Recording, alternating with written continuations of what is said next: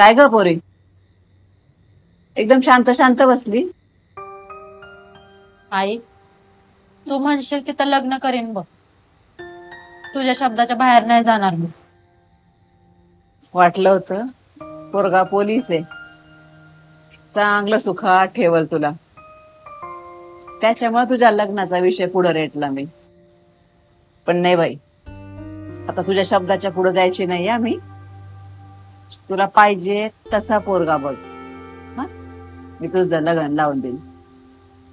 जातपात बी नाही बघणार, तुझं सुख बघन फक्त. नाही ग आई, मला कुठं माणसांची पारख आहे. नेहमी मी चुकतच आलीये. का ग पोरी, असं का बोलतीस? कोणी काही दुखावलं का तुला? नाही,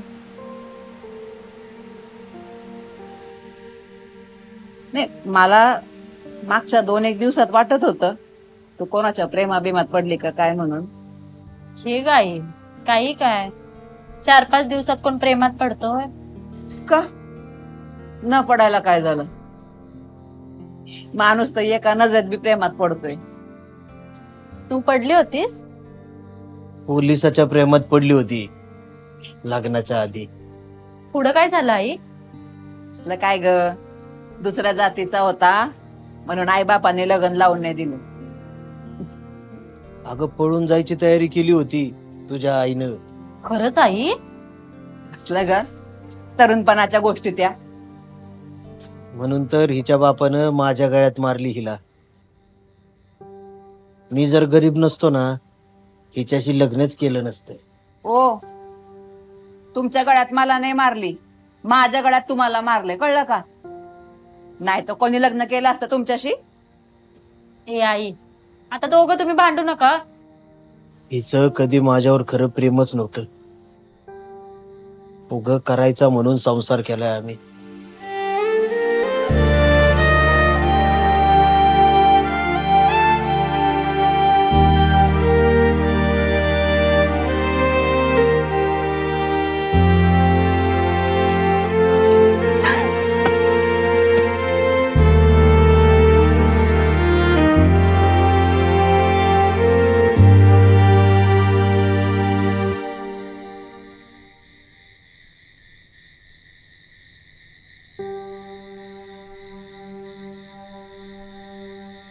आई, काय झालं?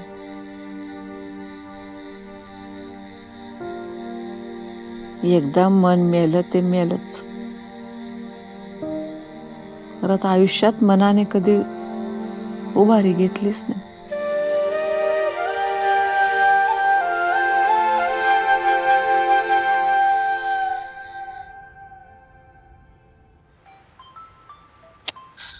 एकदा फोन उचल प्लीज.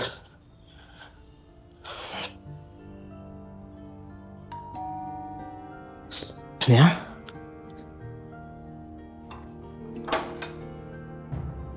तू?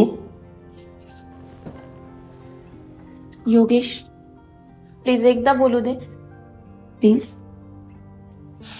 ये.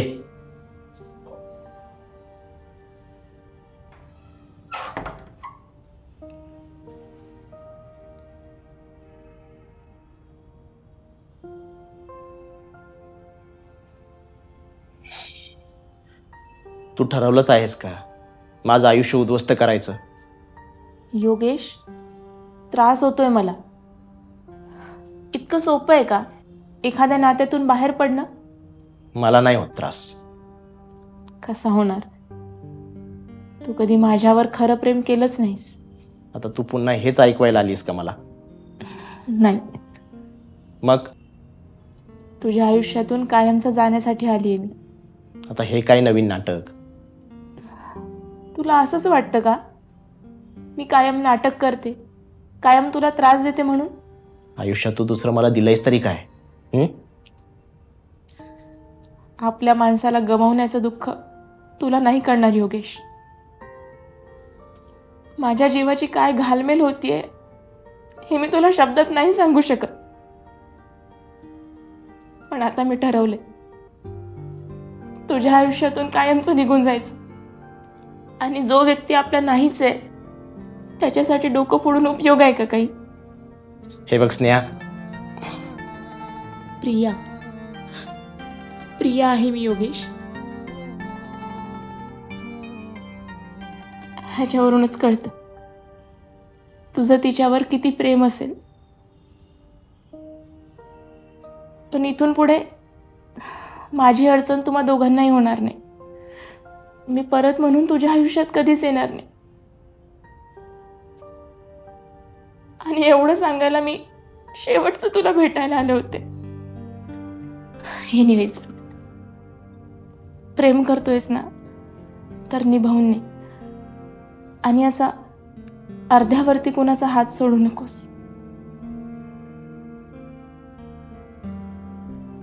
मी देवाला प्रार्थना करेन मला जो त्रास होतोय तो तुला कधीच होऊ नये. येते मी.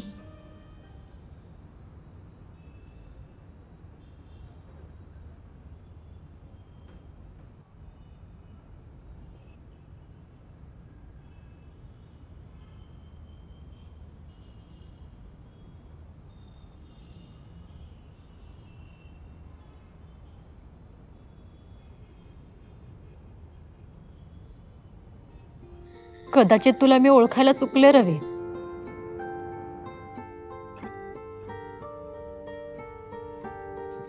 तू माझ्यावर इतकं प्रेम करत होतास तरी मी तुला इग्नोर केलं, कारण मला गरीब घरात नव्हतं लग्न करायचं.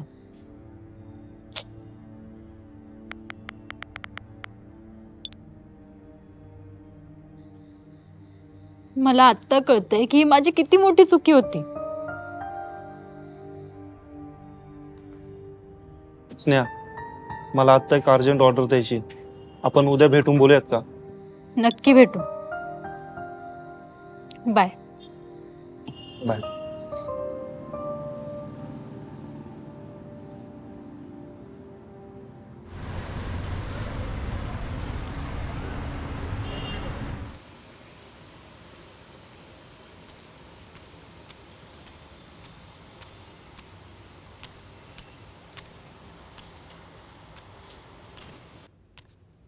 स्नेहा, स्नेहा. कोण? नमस्कार, नमस्कार. मी योगेश, स्नेहाचा मित्र. असं असं असं. 4-5 दिवसापूर्वीच आमची ओळख झाली. पत्ता शोधत शोधत आलो. तिचंच घर आहे ना? तिचंच घर आहे. या ना, या आत. नाही, ठीक आहे. नाही नाही, या आत या. आहो,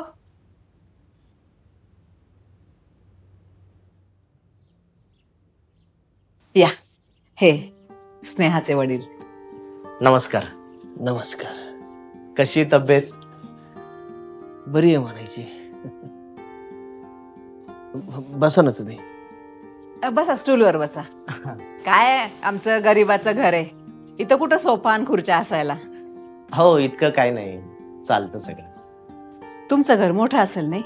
हा, गावाकडचं घर मोठं आहे. पुण्यात आपला 1 BHK फ्लॅट फक्त. होय, असं. मी चहा टाकते तुम्हाला का कॉफीच करू? अहो, काही नको. स्नेहा कुठे? असं कसं करता हो? पहिल्यांदा आमच्या घरी आले तुम्ही, हा?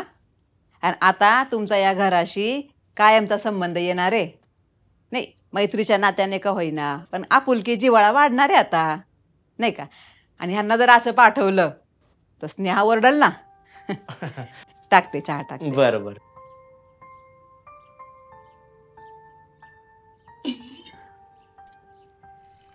गावाकडे जमीन भरपूर असेल नाही तुमची? हा, 50-55 एकर आहे. मी काय एवढं लक्ष देत नाही, वडीलच बघतात सगळी. एवढी जमीन? वडिलोपार्जित आहे सगळी. माझं काही कर्तृत्व नाही त्यात. माझा स्वतःचा फक्त मी घेतलेला 1 BHK फ्लॅटच आहे. अहो नाही, पण आजकालच्या जमान्यात एवढी जमीन घ्यायची काय, तुकडा घ्यायचा म्हणलं तरी मुश्किल आहे. हो, तेवढं आहे. पगार भरपूर असेल नाही? 90-1 हजारापर्यंत जातो महिन्याला.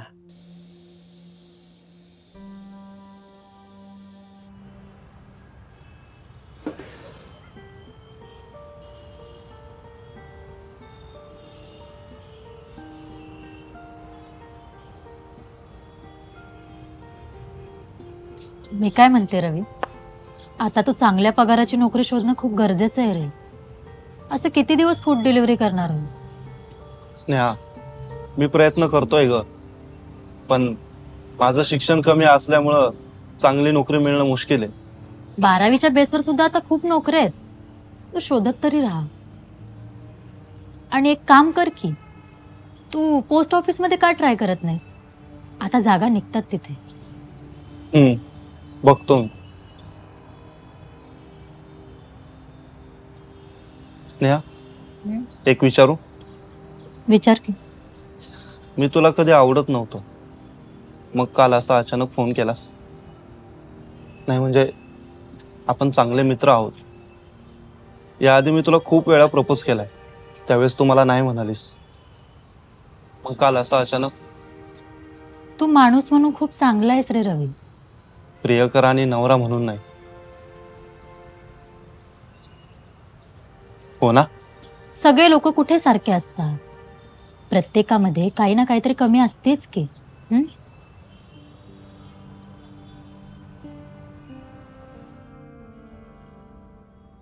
घ्या चहा घ्या.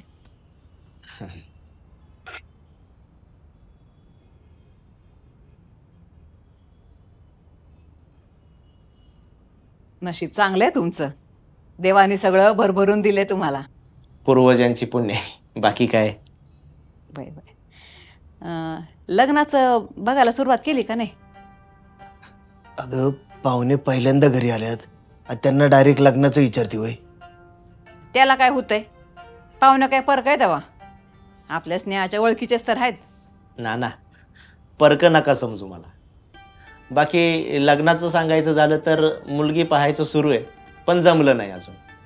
मला जरा साधी सिंपल मुलगीच हवी.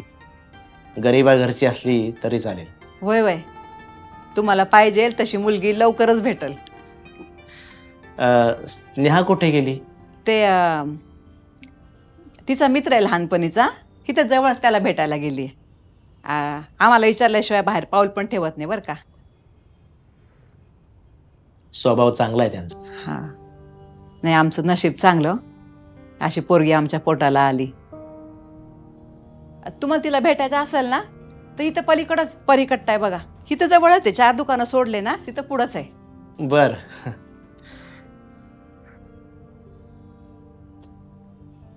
जाता जाता भेटतो मी तिला. चालेल, भेटून घ्या.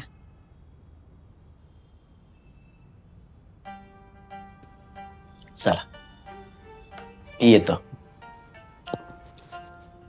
नमस्कार. या आता परत. आता जेवायलाच या. नक्की नक्की.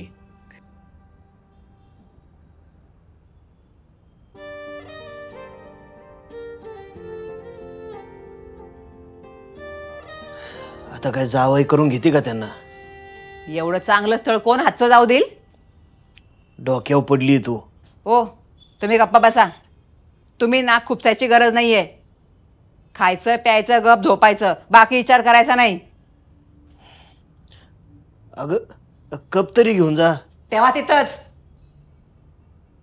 स्नेहा, तू नक्की कुणाला फसवतेस, स्वतःला की मला? काय बोलतोय रवी? आता इतक्या दिवस तू माझ्या पाठीमागे होतास, आता मी स्वतःहून तुझ्या जवळ आली तर काय प्रॉब्लेम आहे सांग मला. माझा प्रॉब्लेम हा आहे की तू खोटं वागतेस. हे बघ रवी, त्या विषयाला जास्त फाटे फोडायला नकोत. मी घरी सांगते, आपण लग्नाची तयारी करू. काय झालं? स्नेहा, आपण लग्नाची घाई तर करत नाही ना? नाही म्हणजे मी तुला आवडत नाही, तुझ्या स्वप्नातला राजकुमार मी नाहीये. हे बघ, हे राजकुमार वगैरे काही नसतं रे. या सगळ्या पुस्तकी गोष्टी. आपण प्रॅक्टिकल आयुष्य जगलं पाहिजे. तू, मी, आपला संसार, आपलं फ्युचर. स्नेहा, तुमच्या घरी गेलो होतो मी, पण तुम्ही तिथे नव्हतात. मग आई म्हणाल्या की तुम्ही इकडे जवळच चहाच्या टपरीवर आहे म्हणून शोधत इथे आलो. मग इतका कशाला त्रास घ्यायचा? अच्छा, म्हणजे यासाठी तुम्ही पत्ता मागून घेतला होता का?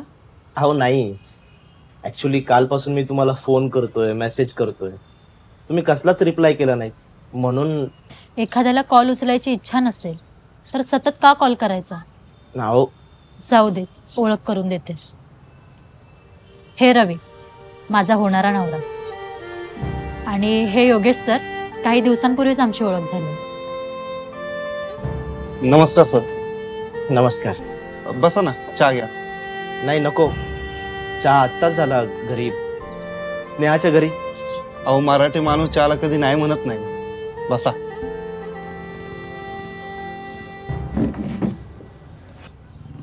इथे चहा छान मिळतो. स्नेहा आणि मी इथेच चहा घेतो. दादा, 3 चहा द्या हो. लग्न कधी जमलं? आजच ठरलं. सर, तुम्हाला एक सांगू? नाही म्हणजे स्नेहा आणि तुमची चांगली ओळख झाली आहे म्हणून सांगतोय. एखादी व्यक्ती जर आपल्याला आवडत नसेल, त्या व्यक्तीवर जर आपलं प्रेम नसेल, तर त्या व्यक्तीशी लग्न करण्यात काय अर्थ आहे? खरंय, आपल्याला आवडत्या व्यक्तीसोबतच लग्न झालं पाहिजे. कसं आहे, आपल्याला कोण आवडतं यापेक्षा आपण कोणाला आवडतो ना, हे जास्त महत्वाचं आहे. कारण तीच व्यक्ती आयुष्यात कधी आपल्याला एकटं पडू देत नाही आणि कधी फसवणूकही करत नाही. आपल्या आयुष्यात आपल्याला किती मिळालं ना, तरी आपण समाधानी नसतो. कारण आपली आवडती व्यक्तीच आपल्या जवळ नसते. असो, मी निघतो. मला आज 27 ऑर्डर द्यायचे आहेत. टार्गेट जर कंप्लीट नाही झालं तर इन्सेंटिव्ह मिळणार नाही. हा, पण तुमचा चहा? अहो नाही, नको. आधीच उशीर झालाय. माझ्यापेक्षा स्नेहाला जास्त चहा आवडतो. माझ्यावरचा ती घे. येतो मी.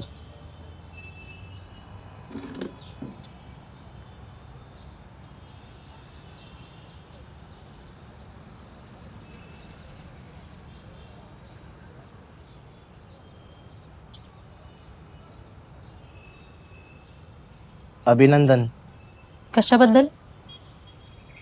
तुमचं लग्न जमलं ना. अच्छा, थँक्यू. मगाशी घरी गेलो होतो तुमच्या. बराच वेळ गप्पा मारल्या आम्ही, पण आई काही बोलली नाही तुमची लग्नाबद्दल. मीच ठरवलंय सगळं. आईने तशी मला परमिशन दिली. तुला जो मुलगा आवडतोय ना, त्याच्याशी तू लग्न करू शकतेस. म्हणून मग मी सगळं ठरवलं. बेंगलोरला कामासाठी जावं म्हणतोय आता. आता इथे थांबून काही उपयोग नाही. कधी जाणार आहे? पुढच्या आठवड्यात. एवढ्या लवकर? हो, टाळायचा खूप प्रयत्न केला, पण काही जमलं नाही. 4 पैसे जर मिळत असतील ना, तर जायला काय हरकत नाही. पैशाने सगळ्याच गोष्टी मिळत असत्या तर किती बरं झालं असतं, नाही का? म्हणजे पहा ना, माझ्याकडे भरपूर पैसा आहे, तर मला जी व्यक्ती हवी ती व्यक्तीच माझ्या आयुष्यात नाही. अहो, तुमच्या प्रिया मॅडमचा राग जाईल हो 2 दिवसात. येतील तुमच्याकडे तर. आपल्या मनातलं आणि आपल्याला काय हवं ते समोरच्याला कळत असतं तर किती बरं झालं असतं, नाही का? असो, चला मी तुम्हाला जाता जाता घरी सोडतो. नाही नाही, नको. माझी मी जाईल. तुम्हाला परत त्रास नाही द्यायचा मला.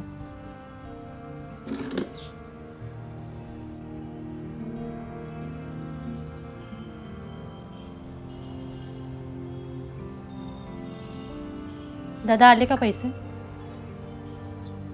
भेटू लवकरच. भेटू तुमच्या लग्नात.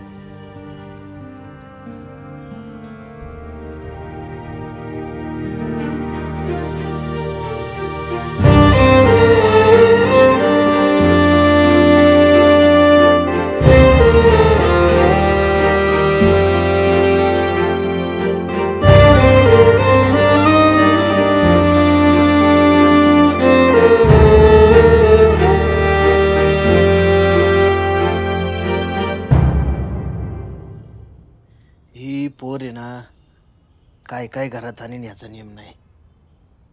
ले हाऊस बघ पोरीला.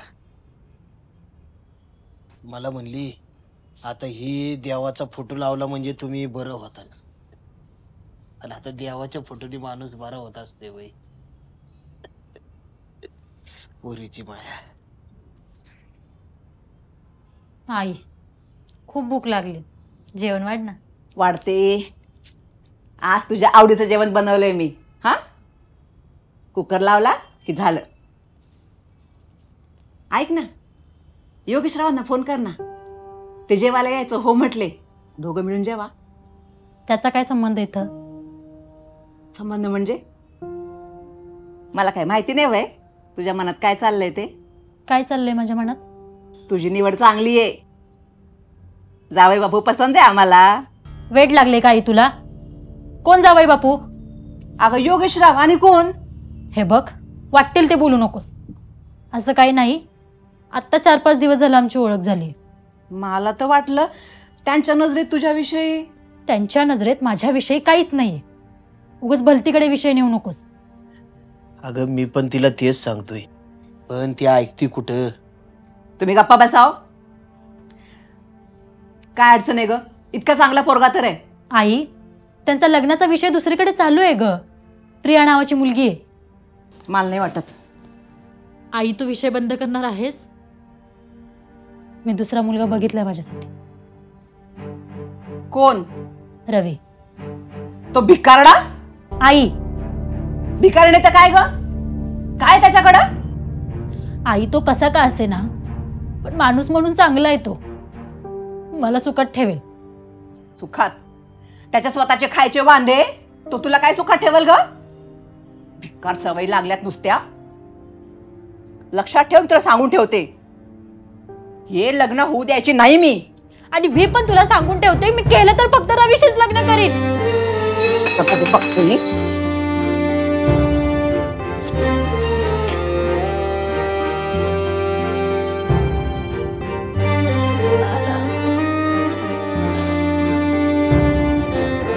काय झालं पोरी? काही नाही.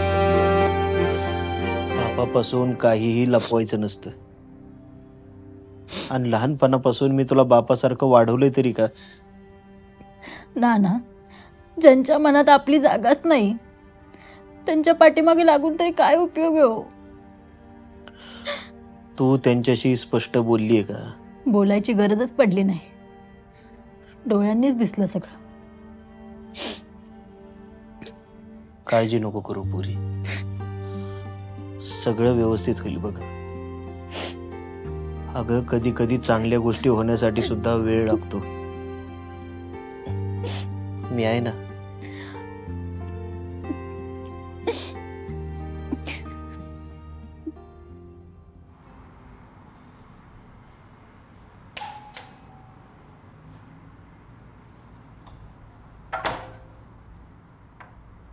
अरे रवी, तुम्ही? हो, इथे जवळच एका ऑर्डरची डिलिव्हरी द्यायला आलो होतो. तेवढ्यात तुमची ऑर्डर पडली. पहिल्यांदा वाटलं कॅन्सल करावी, नंतर विचार केला त्या निमित्ताने आपली भेट पण होईल आणि बोलणं पण होईल. मग काय, ऑर्डर घेतली घेऊन आलो. अरे वा, बरं केलं. द्या, या ना आत या. हा. तसंही आज मला काही बनवायचा मूड नव्हता, म्हणून ऑनलाईनच ऑर्डर केली. तुम्ही बसा ना, मी तुमच्यासाठी मस्त चहा बनवतो. हो नाही, नको, आता मगाशीच झालाय माझा चहा. हो बसा, मला माहिती आहे तुम्हाला चहा खूप आवडतो. बरं.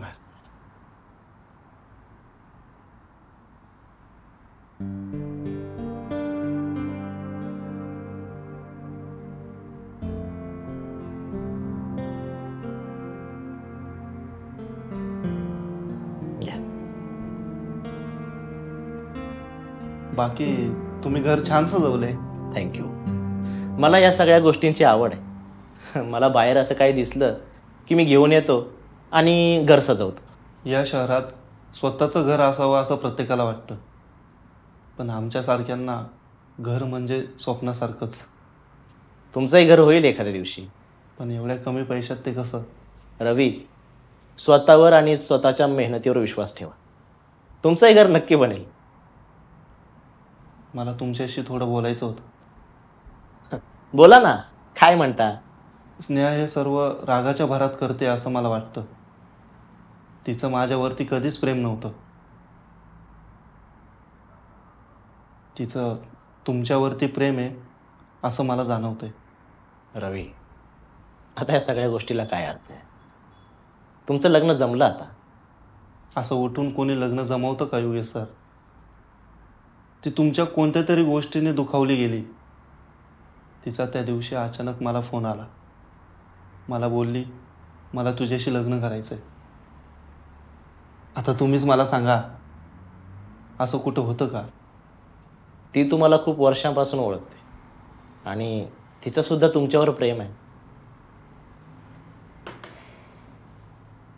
माझी तुम्हाला एक विनंती, प्लीज माझ्याशी असा खेळ खेळू नका.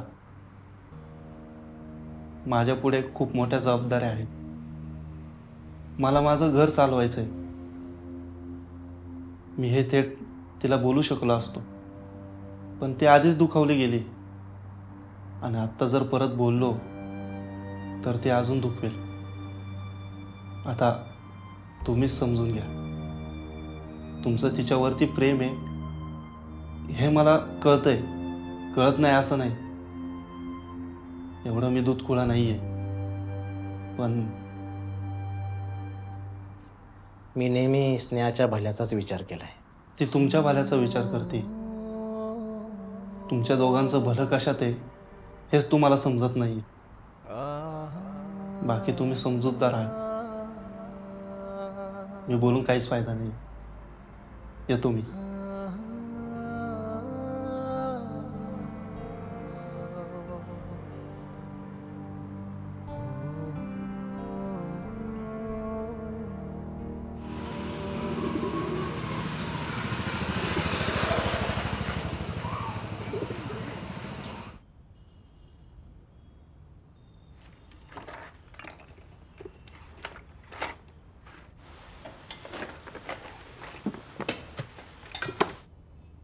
ए आई, किती वेळ झाला मी फोन शोधतेय. सकाळपासून फोनच सापडत नाहीये. मी किती वेळा सांगितले की माझ्या फोनला हात लावायचा नाही. अगं पोरी, असेल इथं कुठंतरी पडलेलं. स्नेहा, हा इकडे आहे बघ. आले. हा, इथे ठेवलाय फोन तुझा चार्जिंगला. आणि माझी आहे. तुझी पर्स पुस्तकांच्या बॅगेत ठेवली, त्यात सुट्टे पैसे पण ठेवलेत. अजून काही? नको काय, थँक्यू. स्नेहा, माझं एक काम करशील? योगेश रावांना हे धपाटे नेऊन दे ना. का? कशासाठी?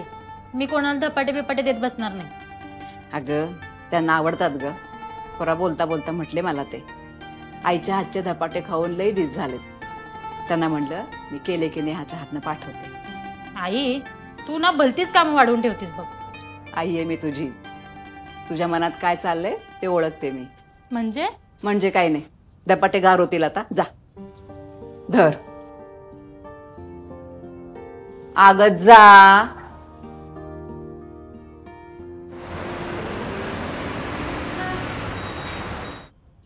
बरं झालं तुम्ही आलात.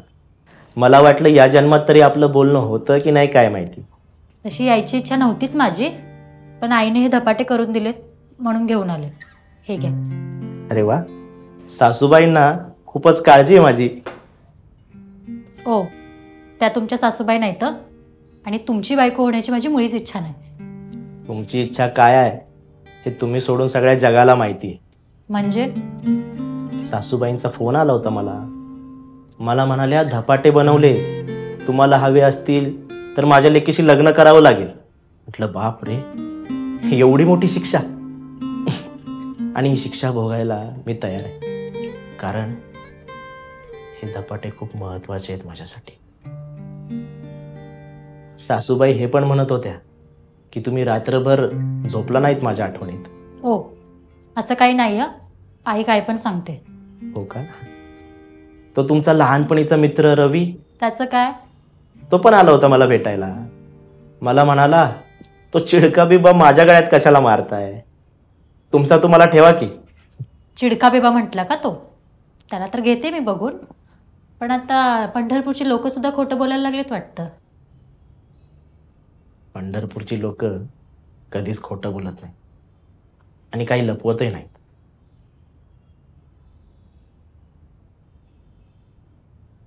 मला तुम्ही खूप आवडता. मला लग्न करायचं तुमच्यासोबत. किती दिवस लपवणार आहे? एकदा वेळ निघून गेली ना, आयुष्यात आपल्याकडं झुरण्याशिवाय काही उरत नाही.